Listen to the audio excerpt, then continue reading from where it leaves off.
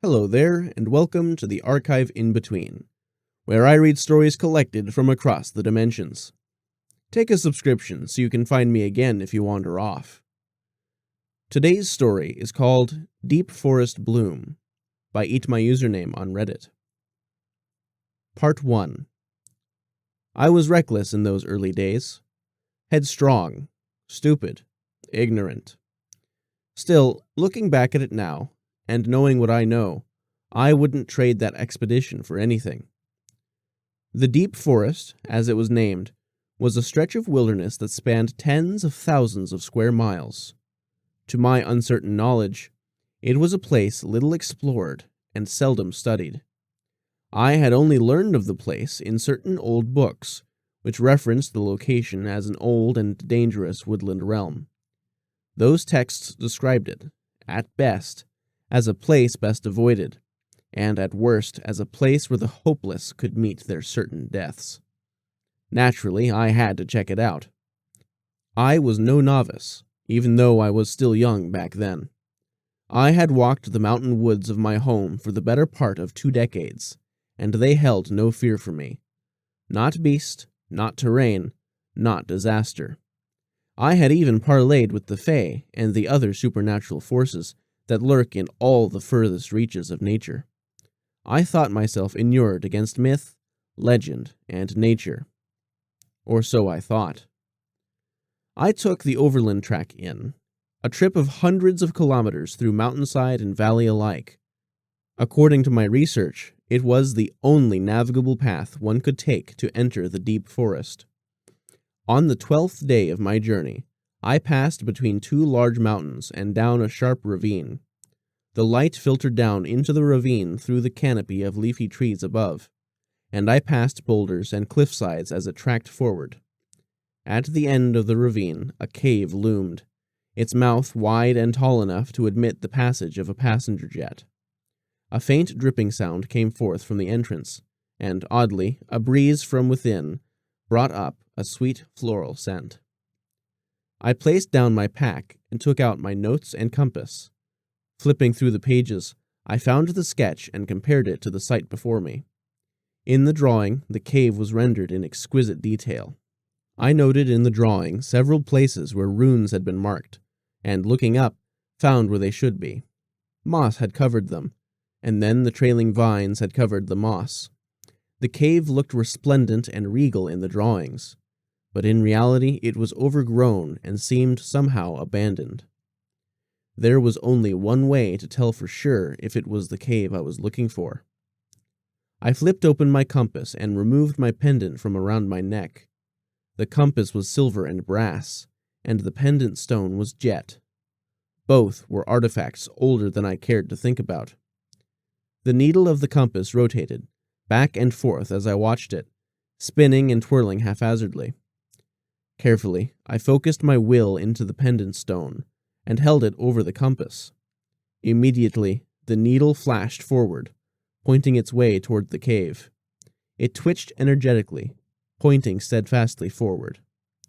I put away the divination tool. I was certain. I lifted my pack and strode into the cave. As I entered the dark cavern, a small ball of light coalesced in front of me. I had seen these before. Will-o-wisp. The ball of caged lightning fluttered around me, and then drifted off, down the cave. I knew then that this was my last chance to turn back. I looked over my shoulder and found out how foolish that thought was. Where there had once been a cave entrance was now a stone wall. No way but onward. I locked my eyes onto the wisp and followed it. It drifted, butterfly-like, down the cave, which stretched onward like a tunnel. Every now and again, in the half-light, I could swear I saw faces in the stone walls of the cavern. Long-nosed creatures, beasts with fanged maws and gleaming eyes, the sneering faces of beautiful and terrible people. Eventually, I stopped looking anywhere but at the wisp. The tunnel drifted slowly downward, spiraling and twisting its way through the rock. After what seemed like hours, it straightened, and once again I could feel a breeze on my face and see a dim light. As I turned the final corner, I saw the cave exit. And I saw what was beyond. The cave opened onto a cliffside vista, above a forest the likes of which I had never seen. The trees spanned as far as I could see, from horizon to horizon. As far as I could see, there was nothing but treetops, with the only exception being where I now stood. Most notably, the treetops were flat, like an endless uniform surface. It reminded me of a field of grain, slowly swaying in the wind, like the surface of a deep ocean eddying and flowing in the breeze. Almost panicked, I realized that the sky was different. Twin suns burned low over the horizon, and 2 moons were rising in the east. Not my sky, I realized. Not my sun. I had been trekking down through the cave network for hours, and by my reckoning, I should be miles underground. I could feel my heart beating in my chest, and I felt fear begin to creep its way into my gut and legs. I squashed it before it could paralyze me, and I took a deep breath. I looked down and found a path cut into the side of the cliff. From there, the path twisted downhill, into the woods. With the sun setting, long shadows were being cast from the trees, and I realized I would be obliged to make camp soon. I trudged down the hill and into the woodland realm. I struck camp in the clearest space I could find. It wasn't much, for there were no glades in this forest. As the sun set, darkness fell quickly. Overhead, faint moonlight trickled down through the thick canopy. My fire crackled as I sat quietly by it.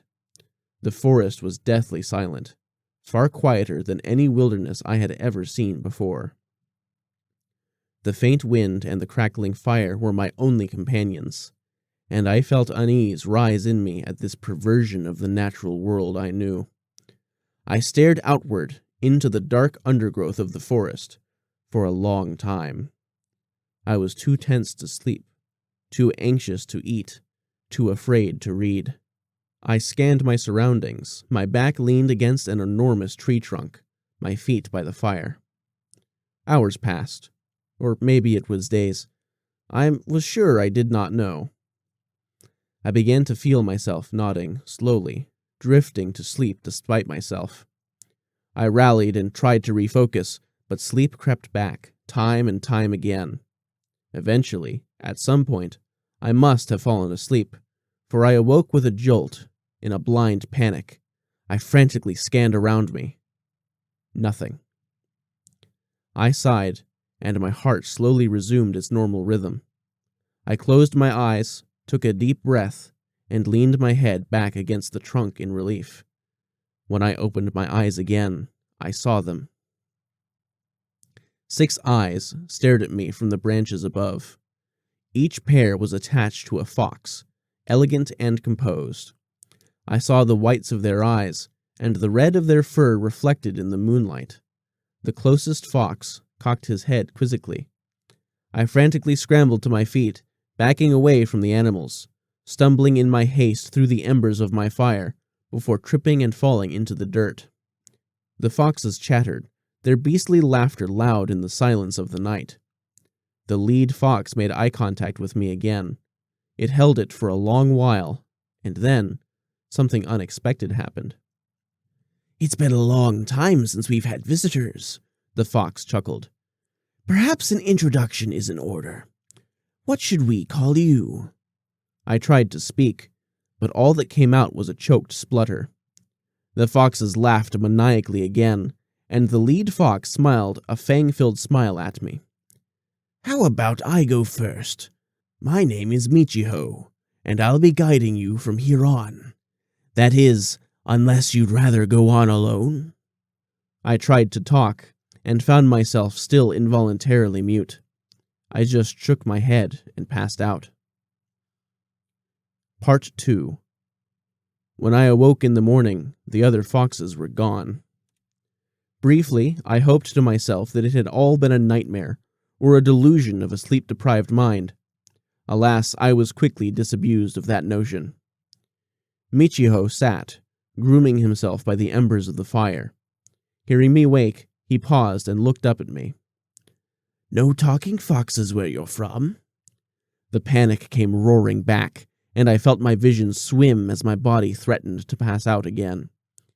Michiho sighed, and his body shimmered with an ethereal light.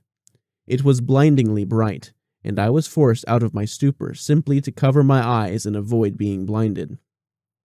When the light dimmed and I dropped my hands, the fox was gone. In his place stood a man, tall, dark-eyed, and strangely handsome. He wore a dark red robe, pinched shut at the waist with a white sash. The only vulpine vestige that remained was his auburn hair and the small tips of overlong incisors peeking out past the man's lips. The stranger smiled at me, and for a moment I had a handle of my senses again. "Better?" he queried. I nodded. Definitely better. "Let's start again. I'm Michiho." Foxes don't typically have names where I'm from either. "What about you? Do you have a name?" the fox queried, modulating his tone to emphasize my rudeness. I flushed. "Sorry, I'm Harrion." Michiho resumed his smile. "A pleasure to meet you, Harrion. May I ask what's brought you here? We haven't had a supplicant in a very long time.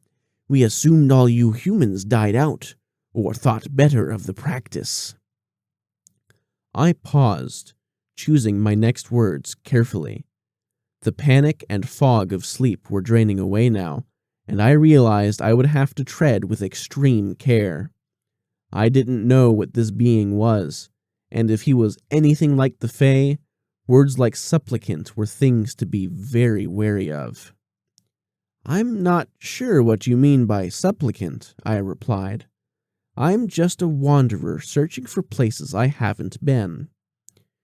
Michiho seemed perturbed by this. "Not a supplicant," he mused thoughtfully. "I suppose we'll have to go see Garredo then." I was curious now. "Who's Garredo? Another of your foxkin?" Michiho shook his head. "Garredo is an associate of mine. He'll know where to take you. I usually just handle the supplicants, and so I know where they're supposed to go, but I've never met a wanderer before." The foxman made up his mind and waved me to follow him. He strode down the slope, following a path that seemed like nothing but random twists and turns to me. He was slight of foot, stepping deftly over every stone and fallen branch, and I found myself struggling to keep up. As I ran after him, I called out questions to Michiho. Sometimes he answered, and others he ignored me. There seemed to be no reason to which questions he would answer. "What types of trees are these? I've never seen anything like it." Silence. "Who is Garredo? How many of you live in these woods?" Silence. "Where are you taking me, and what do you mean by supplicants?" This got him to turn around. We'd been walking for some time now, and though we had been walking steadily downhill, looking up, I saw now that the trees were only growing taller. Michiho was looking sternly at me. "You really don't know, do you?" I smiled ruefully. "I'm not really from around here." Michiho put his hand to his brow. "This forest is sacred. It's always been sacred. For ages past, humans recognized its significance as a place of worship. They sent us supplicants, gifts, to curry favor and win the affections of the deep forest. Me and my kind, we shepherd the supplicants, guiding them through the dangerous forest towards their intended recipients." I opened my mouth to respond, but before I could, Michiho raised a hand to silence me. In the distance, someone was screaming. Thanks for stopping by and listening to the story. Take a subscription. It'll lead you back if you get lost, and it'll let you know when I'm ready to read again. I look forward to seeing you then.